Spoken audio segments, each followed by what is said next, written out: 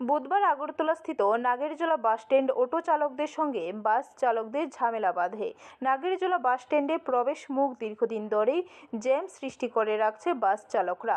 নাগেরজোলার ভেতর থেকে ছোট ও মাঝারি গাড়িগুলি বাসের জন্য বের হতে সমস্যায় পড়ে।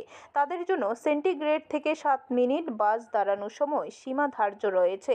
তারপর পুরো বাস ভর্তি যাত্রী না হওয়া পর্যন্ত গাড়িগুলি দক্ষিণ জেলা, গোমতী জেলা এবং সিপাহীজলা জেলার উদ্দেশ্যে রওনা হয় না। পেছনে কোনো ছোট যাত্রীবাহী গাড়ি থাকলে সেই গাড়িকে পাস দেওয়া হয় না।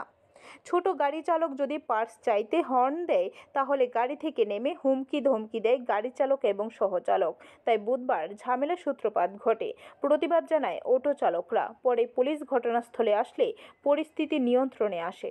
এখান থেকে তো লাইন দিয়ে বাইরে সেটা আরেক জিনিস। আচ্ছা, পারমিট ওয়াইজ তো যেখানে যাবে সেদিকে যাইব, কিন্তু যখন লাইন দিয়ে বাইরে তখনই প্রবলেমটা তৈরি হয়।